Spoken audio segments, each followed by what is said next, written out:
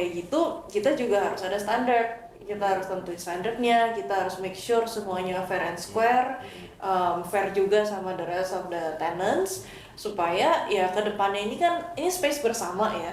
Jadi ya kita juga mau membuat space ini jadi lebih nyaman gitu. Wah, that's menarik ya. Soalnya a lot of changes Oh yes, happening, right? yes, Jadi change a new constant. benar. Itu sama tuh dulu juga gue juga kerja di HP Hewlett Packard. Dulu mereka Mm-mm. punya zaman dulu juga logonya Iya, sama. Change is a new constant. yes. Dan ngerubah orang tuh susah sekali Oh susah. untuk apa mencapai tujuan dari Iya. perusahaan. Mm-mm. Waktu itu gue ingat soalnya kita diminta untuk pindahin R&D Mm-mm. department dari US ke Singapura. Mm. Itu berantem tiga tiga geographical location, Dublin, Iya, Singapura, sama US. Nah, apa managing all different stakeholder iya, ya pastinya di kantorku ini kemarin dalam tahap transformasi ini iya. pasti juga terjadi hal yang sama dong. Mm-mm. Nah, Mm-mm. gimana tuh? Pasti ada karyawan yang nggak setuju. Iya, Terus iya. kalau karyawan nggak setuju, ya either Mm. you keluar atau you adjust gitu Iya, kan. benar, Nah, benar. kejadian nggak seperti itu Oh, misalnya? kejadian. Nah, Jadi ceritanya gimana nih? kejadian itu. Jadi sebenarnya gini, untuk perbaikan dari coworking terus Ya. kantorku, yang goalnya ujungnya pasti gimana kita berkembang lebih baik lagi. Hmm. Nah, dari berkembang lebih baik lagi ini three things yang approach yang kita lakuin gitu. Pertama, people is everything. People Jadi is everything. people is everything. People itu siapa? People itu tim kita tuh everything. Oh, tim kita ya. Tim. Oke. Soalnya apapun bisnisnya, mau itu coworking, mau itu tech, mau itu anything, tim itu pasti nomor satu. Strategi itu bisa macam-macam, tapi eksekusi kan timnya. Hmm. Nah, jadi tim itu bener-bener penting banget. Hmm. About culture fit atau enggak, terus goalnya sama atau enggak. Ya percuma kita misalnya mau ngoceh-ngoceh, tapi kalau emang nggak satu visi ya susah. Kita nggak bisa maksa orang, kita juga nggak bisa ngubah orang. Jadi it's about the fit kayak gitu. Jadi itu juga salah satu yang kita review. Ini culture-nya mau kayak gimana, terus ini mindset-nya sama atau enggak. Ya walaupun kita coworking space yang udah konvensional, tapi thankfully kita dari manajemennya pun juga open dengan startup mindset. Nah, startup mindset ini kan gimana kita mau growing, tapi juga harus mindsetnya tuh sama, satu tim. Nah, ini yang harus diperbaiki. Pasti ada conversation yang mungkin harus hard conversation in order to achieve that kind of goal gitu. Kalau orang yang nggak ready, mau kita ubah gimana pun nggak akan berubah. Jadi I'm a firm believer of human resource is everything.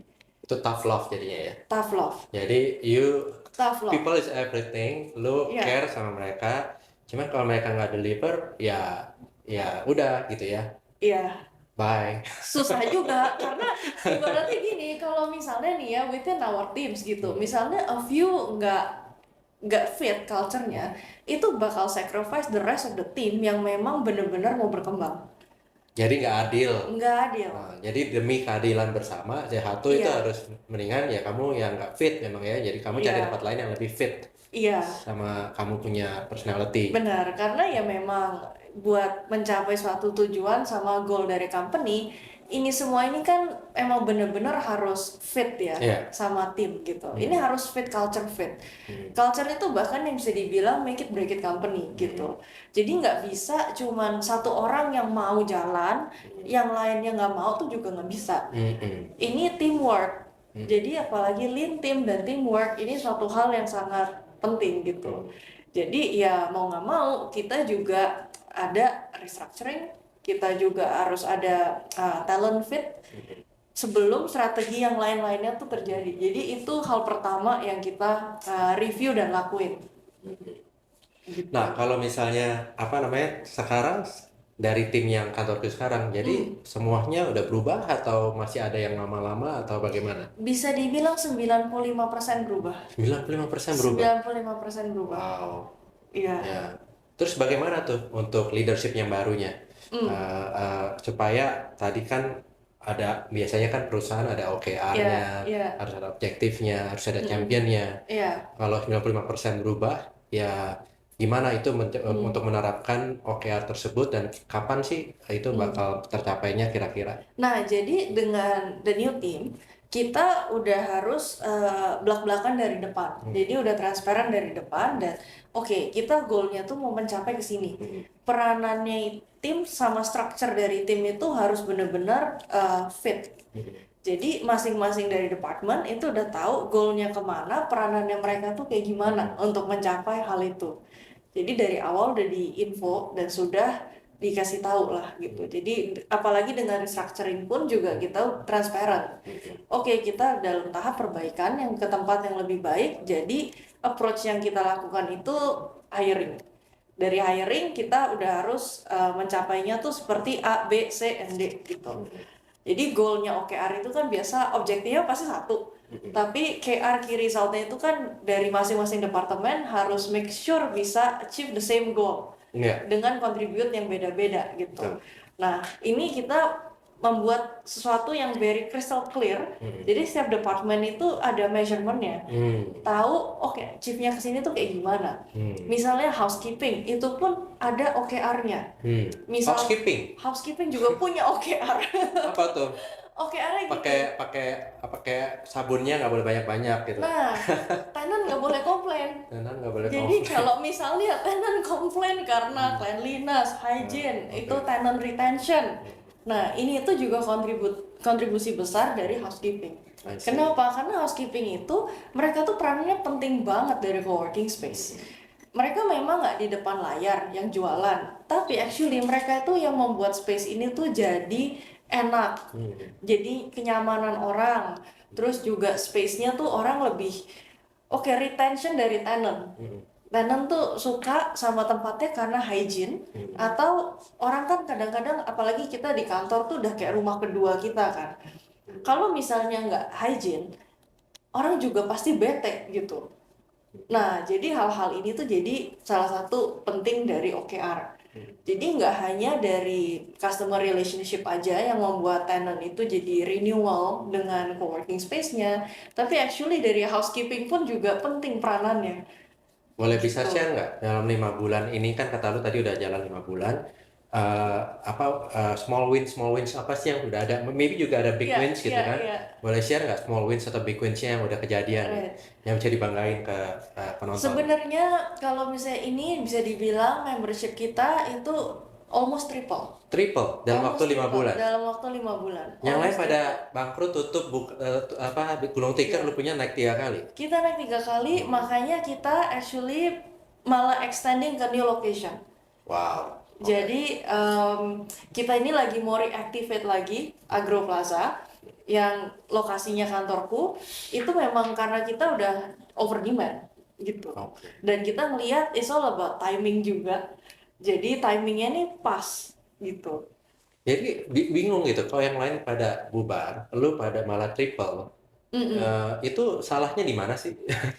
Waduh. Bingung gitu loh. Ya maksudnya kenapa mereka nggak bisa triple, lo bisa triple gitu loh. Sebenarnya sih kalau dibilang salahnya, I think everybody have their own strategy and have their own company positioning.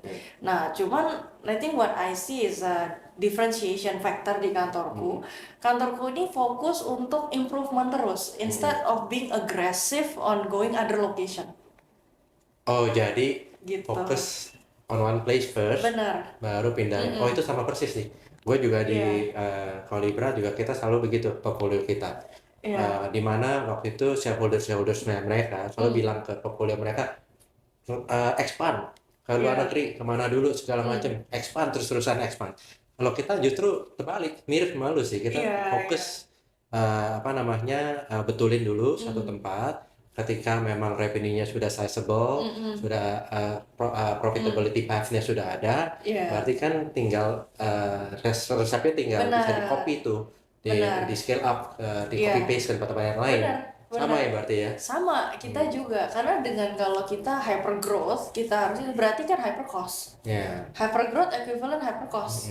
Nah, kalau hyper cost kayak begini, ya at the end of the day business kan is about survival juga kan. Nah ini ya ujungnya ya kayak bottom line kita yang penting gitu. Jadi now instead of focusing on hyper growth, kita fokus dengan bottom line, dengan retention factor yang kita penuhin. Jadi retention factor, terus gimana kita improvement. Jadi pada saat kita expand itu karena ada demand. Jadi bukan sekedar hanya kita hyper growth, karena ya gitu, hyper growth, hyper cost.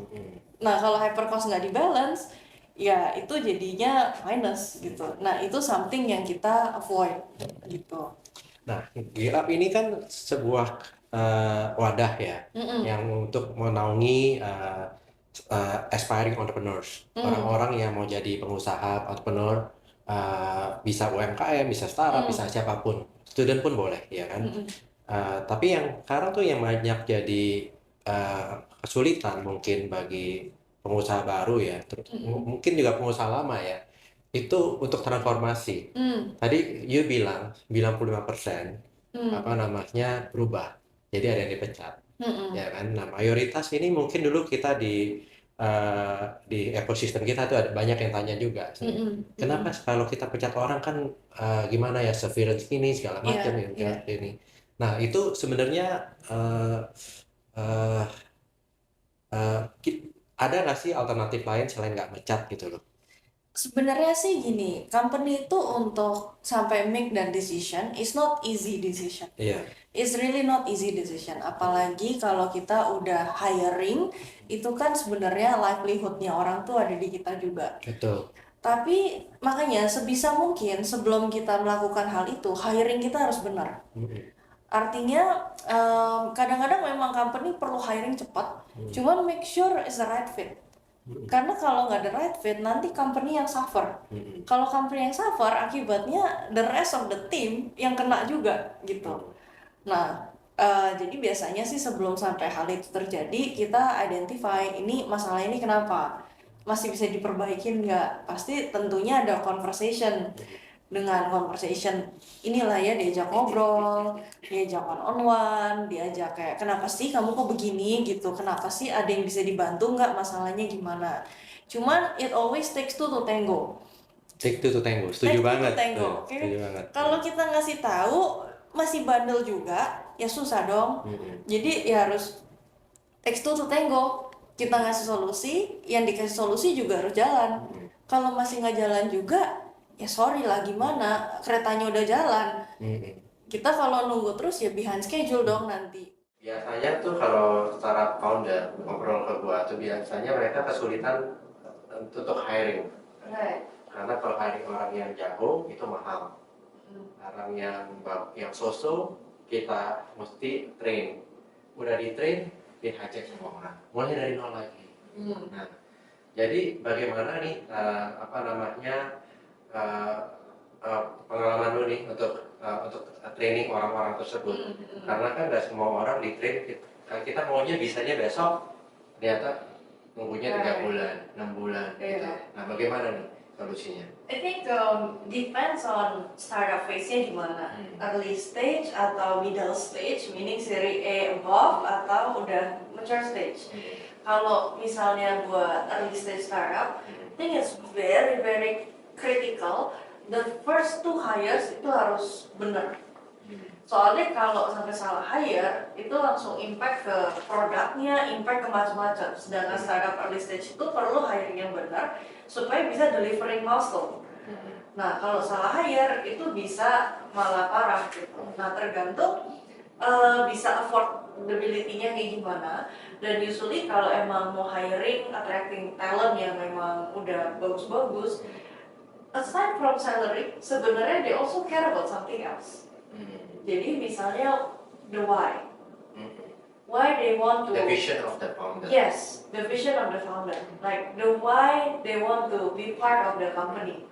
Why would they want to take less salary than others? Jadi kan dari structure itu bisa macam-macam. Misalnya combination of salary versus equity. Tentunya depends on the talentnya juga gitu. Tapi from my learning curve is hiring the right talent is very important. Memang kadang lebih mahal, tapi that will save a lot of mistake as if I were to hire yang belum experience gitu. Unless I have the time untuk bener-bener jump in, nah itu baru masih tolerable lah. Jadi kalau pasti kan nggak bisa jump in, tapi kalau nggak bisa jump in, jadi your advice is really to cut them off. Jadi fokus cari orang lagi yang memang udah ada. Iya, depends on the stage of the company gitu. Ada orang yang masih bisa dibilangin bisa dibentuk, atau ada juga yang udah dibilang berkali-kali yang nggak bisa terus, then you have to make the hard call. Otherwise, your company is not gonna go anywhere. Gitu. Setuju. Ya. Oke deh, terima kasih ya waktunya. Teman-teman, ini udah penghujung dari episode perdana kita di Startup Unsigned Talk podcast by Gear Up. Semoga informasi yang tadi El sudah share berguna untuk kita semua. Dan teman-teman, kalau mau belajar lebih banyak tentang pengalaman-pengalaman dari startup founder, kalian bisa register di website kita, gearup.network. Bisa follow kita punya Instagram untuk update-update terbaru. Kita punya LinkedIn, kita juga ada di TikTok. Kita juga ada acara offline yang namanya sharing session.